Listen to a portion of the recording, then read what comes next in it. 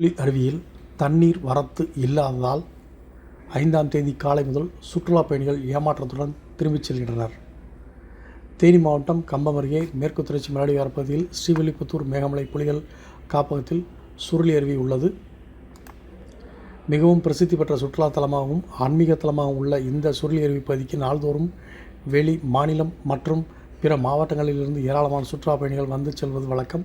இந்நிலையில் சுருளி அருவி நீர்பிடிப்பு பகுதிகளான அரிசிப்பாறை, ஈத்தக்காடு, தூவானம் அணை, சுருளி அருவி ஆற்றின் நீர்பிடிப்பு பகுதிகளில் கடந்த சில மாதங்கள் மழைப்பொழிவு இல்லாத காரணத்தினால் நீர்வரத்து குறைந்து அருவியில் மிகவும் குறைந்த அளவு உள்ளது. ஓரிரு தினங்களில் முற்றிலும் வறண்டு நிலையில் பாறைகளாக காட்சியளிக்கும் நிலையும் ஏற்பட உள்ளது. இதன் காரணமாக அருவிக்கு வருகை தரும் சுற்றுலா பயணிகள் அருவியில் நீர் வரத்து இல்லாத காரணத்தினால் மிகுந்த ஏமாற்றத்துடன் திரும்பிச் செல்கின்றனர்.